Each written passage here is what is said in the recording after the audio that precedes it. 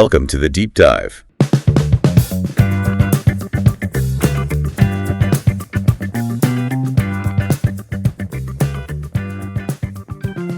Imagine spending like 20 years becoming one of the most brilliant, highly paid experts in your field. Right. Only to realize that the more you share your hard-won knowledge, the faster you're actually making yourself permanently obsolete. Yeah, it's a terrifying paradox. It really is. And that is the exact situation facing today's top corporate talent. Yeah. You know, you put in the decades, you build this incredibly deep expertise, and you reach a point maybe as a VP or a senior director or a fractional specialist. Exactly. Someone with serious tenure. Right. And you assume your value is undeniable at that stage. But underneath that shiny title, your actual professional leverage is, well, it's incredibly fragile. It is the defining vulnerability of our current professional landscape. I mean, without a doubt, we are looking at this demographic of professionals who possess, honestly, more valuable knowledge than ever before in human history. Yet they have remarkably little control over how that knowledge actually secures their livelihood. Yeah. So they are indispensable on paper, but completely replaceable in practice. And if you're listening to this right now and you see yourself in that picture, like a highly experienced professional feeling, that sudden fragility of your own expertise, this deep dive is exactly for you. We are promising a blueprint to escape that corporate dependency today. A literal way out. Yes. Okay, let's unpack this. We're pulling from a really fascinating stack of sources today. We have corporate prospectuses, we've got sociological analyses of the modern workforce, and highly detailed system blueprints from Arturo F. Munoz. Specifically covering his snap-in-place marketing systems, right? Or SNAT. Exactly, SNAs. Yeah. So the overarching mission of this deep dive is to explore how Munoz helps these fragile, independent, or, soon-to-be displaced professionals reclaim their personal sovereignty. Right, because he lays out this very specific methodology for them to basically extract their expertise and build what he calls an automated sovereign revenue engine. Utilizing microsystems. Exactly, microsystems. Yeah. It is essentially a roadmap from total professional vulnerability to mechanical certainty. But, before we can look at the mechanics of this escape vehicle, we have to deeply understand the trap itself. Like, why is a 20-year corporate veteran suddenly so vulnerable? Well, Munoz focuses heavily on a target audience he calls the golden cohort. The golden cohort. Yeah, these are mid to late career experts. We're talking 15 to 30 years of experience. And the sources describe them specifically as M-shaped professionals. Wait, M-shaped? I've heard of T-shaped, but what exactly is M-shaped? So the distinction between professional shapes is actually crucial to understanding their value here. Yeah. You have I-shaped professionals, right? Whose expertise is super deep but confined to a single, really narrow domain. Right, like a hyper-specialist. Yeah, and they are incredibly vulnerable to being automated out of existence. Then you have your T-shaped professionals. They possess deep expertise in one area, coupled with a broad but very shallow understanding of a few others. But artificial intelligence is increasingly replicating that broad, shallow synthesis.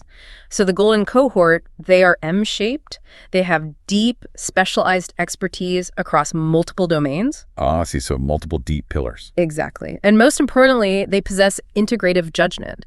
They have the actual lived experience to connect the dots across highly complex, ambiguous, human-centric situations. Which AI just can't do right now. Right. AI currently struggles immensely with that kind of subjective contextual analysis. So they basically possess the magic touch. But even with that M-shaped judgment, the sources show this cohort is sort of fracturing, right, into three distinct, highly stressed groups depending on how the market is treating them right now. Yeah, we see them segmented into three functional states. First, there are the encroached. The encroached. Yes. These are professionals still employed inside the corporate machine. They're pulling a salary, but they can see the writing on the wall. Automation and restructuring are actively eroding their influence. That sounds incredibly stressful, just waiting for the shoe to drop. It is. Then second, you have the displaced. Their contract ended, or maybe they were caught in a sweeping layoff, and now they're just out in the cold. Essentially throwing resumes into the void, completely guessing at what the market wants. Right. And the third group? Finally, there are the independent. They actually took the leap to go solo as consultants or fractional executives, but they are fragile. Oh, because they're constantly hustling for the next client. Exactly. Trading their limited hours for dollars and hitting a hard income ceiling because they literally cannot scale themselves. Which brings up a core concept in this analysis, the rational excellence trap. Yes. These experts are selling their brilliant integrative judgment simply as a byproduct of their time. Yeah. Like they're getting paid for the hours they sit in the meeting, not the underlying architecture of their thinking. And because they do not own the container of their own thinking, they're continually leaking value. I mean, if your only mechanism for delivering your M-shaped expertise is to personally sit on a Zoom call, Or write a bespoke report completely from scratch. yeah, you will inevitably hit a wall of burnout. You are trapped in manual labor. And hovering over this entire dynamic is what sociological analysts and the sources refer to as the sensate era. The sensate era. Yeah, it's this macroeconomic period where human beings are systematically reduced to administrative data points. Institutions are aggressively initiating what they call a structural transfer of authority. Man, that phrase, structural transfer of authority, it paints such a chilling picture. Doesn't it? It's not just a company firing you. It's the corporate machine coming to you and saying, hey, your integrative judgment is incredible. Could you just document your exact decision-making framework into our new internal software? Right. Let's just train this enterprise AI model on all your past project notes. Exactly. And the moment you comply, you are literally transferring your hard-won authority into their proprietary code. You are digitizing your own obsolescence. The instant your judgment is captured by their systems, your negotiation power just collapses because they no longer need you to access your expertise. It's like building a beautiful, high-speed, state-of-the-art train, but you're running it on a borrowed track. Oh, that's a great way to put it. You have engineered this incredible career, but the corporate landlord owns the rails beneath it.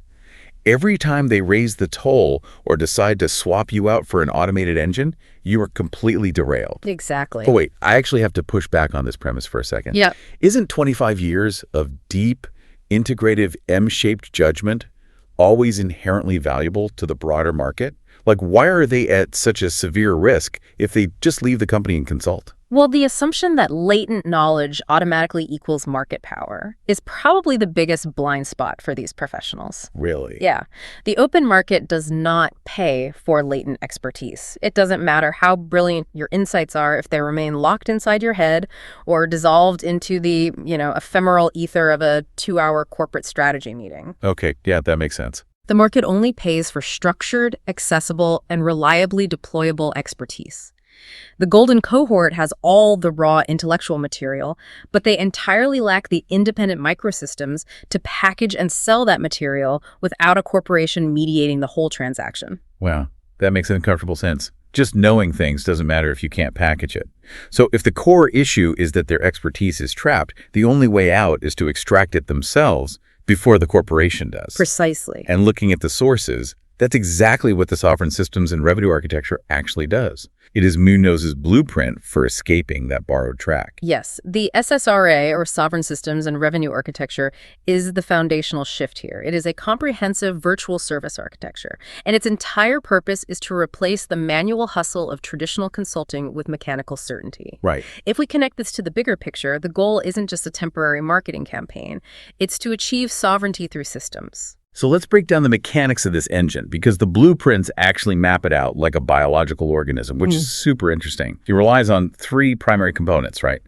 The brain, the lungs, and the heart. Yeah, we can start with the brain, which Munoz designates as the contextual reservoir. Think of this not as a simple cloud drive, but as an AI-indexed archive of the founder's professional DNA. Professional DNA. Right. It captures their unique frameworks, their communication styles, and their proof-of-work history. So decades of past wins, methodologies, specific logic models, they're all extracted from the expert's mind and structured systematically within this reservoir. Okay, so it is essentially a digital clone of your best cognitive frameworks. Exactly. Then you have the lungs functioning as the autonomous prospector. This is a data-driven AI agent that breathes life into the architecture by actively hunting for high-trust connections. But what really stands out in the documentation here is that it isn't just blindly blasting thousands of generic emails. No, not at all. It scans the market for intent signals. It calculates what Munoz calls a sovereignty inclination score, or SIS, to identify the absolute perfect leads. Yeah, the SIS is a filtering mechanism. It looks for specific markers, individuals with a certain tenure in their roles who are exhibiting observable signs of career friction, and who align functionally with the expert's specific domain. So it finds people who are actively experiencing the exact problem the expert solves. That's huge. And finally, you have the heart, which represents the fulfillment matrix. These are the standardized, snap-in-place service modules used to deliver the actual results. So instead of custom building every single consulting engagement from scratch. Exactly. The expert snaps in a pre-built, standardized module to solve the client's problem, which cuts delivery time drastically. Okay, I follow the logic. But if this entire engine, the brain, the lungs, the heart, is so heavily automated and AI-driven, how does it avoid becoming just another spammy bot-generating internet slop? That's the million-dollar question. Because if I'm a respected senior director, the absolute last thing I want is my name attached to one of those terrible automated LinkedIn pitches that sounds like a robot swallowed a thesaurus. Right, and that apprehension is completely universal among the golden cohort. They protect their reputations fiercely, as they should, but the SSRA addresses this structurally through an anti-slop guarantee. Anti-Slop Guarantee, I love that name. It's designed specifically to prevent something called agentic drift. Okay, let me make sure we define that for the listeners. Agentic drift is essentially when an AI acts like autocomplete on steroids, right? It starts predicting what sounds smart, hallucinating facts, and drifting completely away from your actual voice and expertise. That is the perfect way to describe it. To eliminate agentic drift, the autonomous prospector is strictly and exclusively anchored to the contextual reservoir. Meaning the brain. Exactly.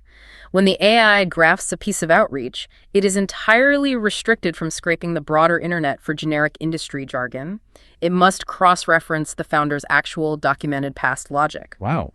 It cannot generate an idea, a claim, or a diagnostic question that was not already seeded by the founder's authentic judgment.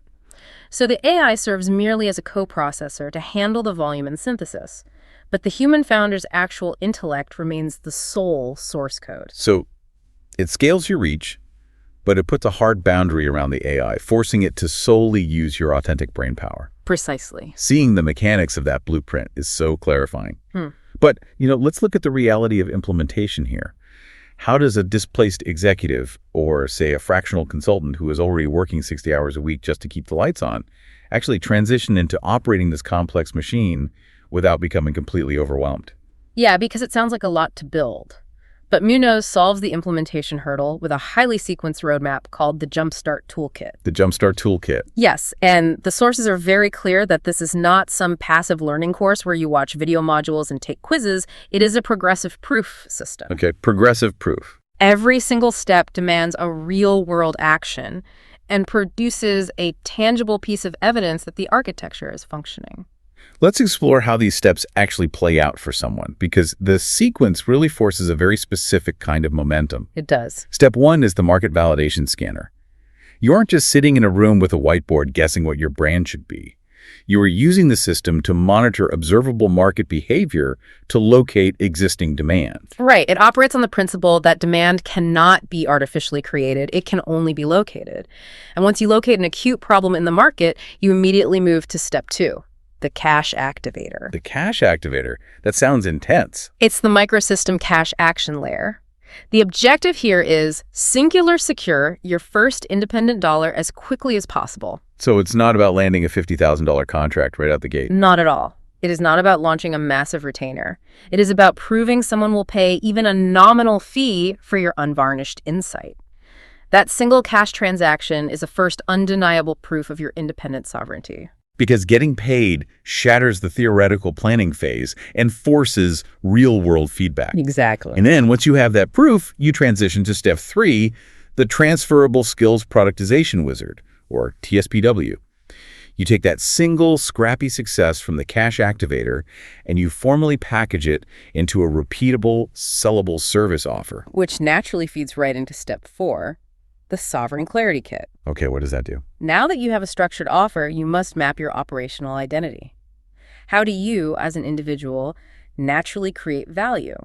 Are you a visionary who sees the big picture, an operator who builds the processes, or an artisan who crafts the specific deliverables? Right, because clarifying this stabilizes your working identity so you don't overextend yourself trying to be all 3. Exactly. Which brings us to step 5. It introduces a fascinating historical concept, The Burger's Handbook. Yeah, I found this part so interesting. A burgher historically referred to a free citizen of a town who owned their own means of production, as opposed to a serf who just worked the landlord's fields. Right, it's a profound mindset shift. So this step basically installs the psychological discipline and ledger thinking required to be an independent economic actor, rather than an employee passively waiting for a paycheck. Couldn't have said it better. Finally, step 6 grants the Sovereign Solo Badge. The badge. Yeah. This acts as an internal certification of capability.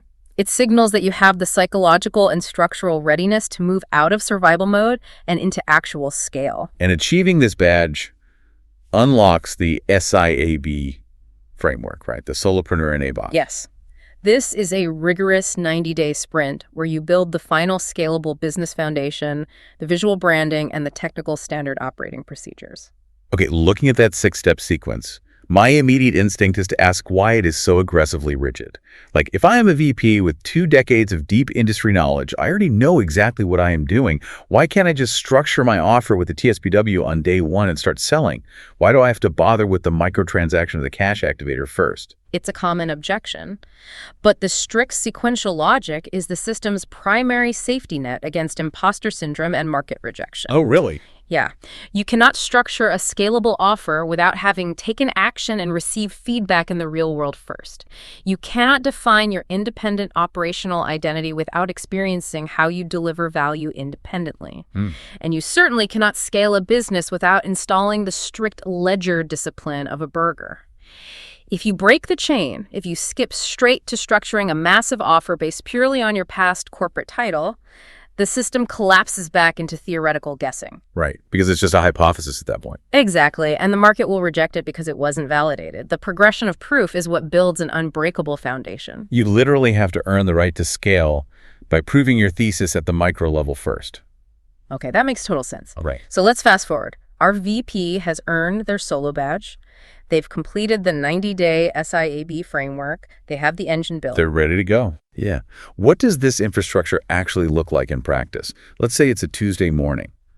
What are the actual nuts and bolts doing? Well, the tech stack is highly deliberate, entirely interconnected, and designed to minimize manual input. They utilize WildCloud for their web hosting. Which ensures they operate on an owned platform rather than just renting space on a social media algorithm. Precisely. They used Dubsado as their core CRM.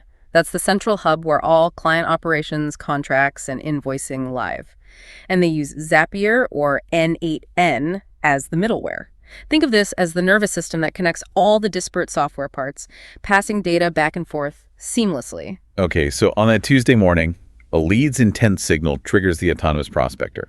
The AI checks the contextual reservoir for the expert's past frameworks, drafts a response, and the middleware NN automatically routes that data straight into Dubsado without the expert lifting a single finger. That's the mechanical certainty right there. But how is the AI actually communicating? Because earlier we established that the golden cohort absolutely despises pushy, desperate sales tactics. They do, and the communication relies entirely on Arturo's trust-based selling approach, which is heavily inspired by the philosophy of Ari Galper. Oh.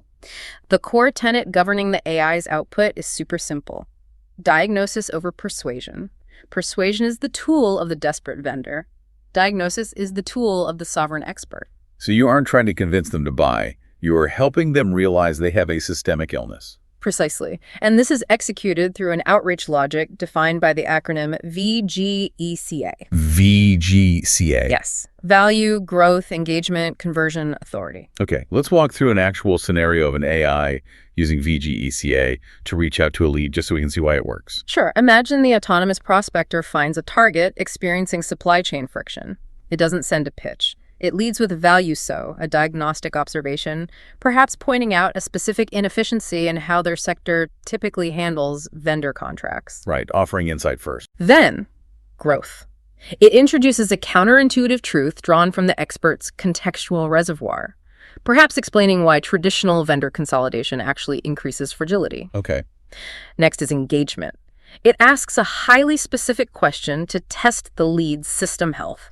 Like, how many of your tier 2 suppliers share the same raw material source? Notice there is absolutely no book a 15-minute call to learn more in there. Yeah. It's just forcing them to think. Exactly. If the lead responds, the system moves to conversion, introducing a proof of result, a case study showing how the expert previously re-architected a similar supply chain. And finally, authority, an invitation to inspect the expert's architecture or read a deep dive analysis. Wow. The entire exchange is about establishing intellectual dominance and diagnosing the root cause, never ever begging for a transaction. Here's where it gets really interesting when you pull all of this together.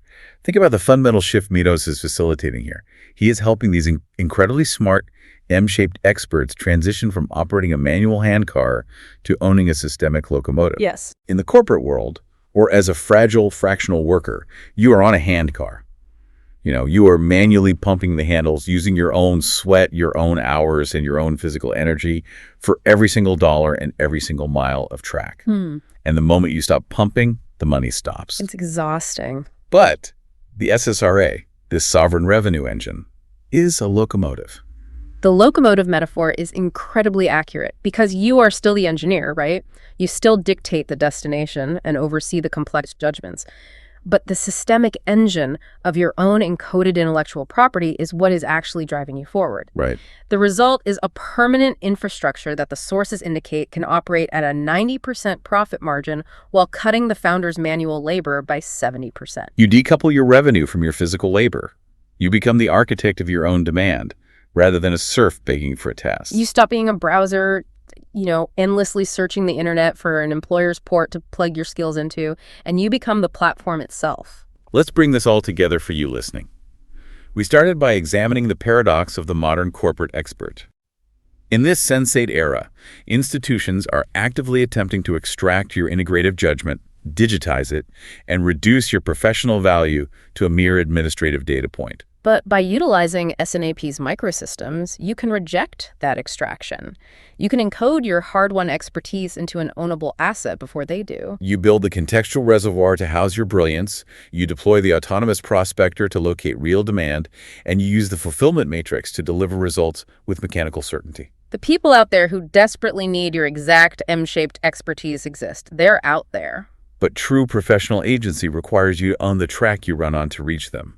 Don't build your high-speed train on rented corporate rails. Build your own track and own your own locomotive. Become the burger of your own professional life. Which leaves us with a final thought, straight from Munoz's source material, for you to mull over today. Consider your daily routine, the deliverables you stress over, and the architecture of your career right now. Ask yourself the signature sovereign inquiry. Are you running a system, or is a system running you?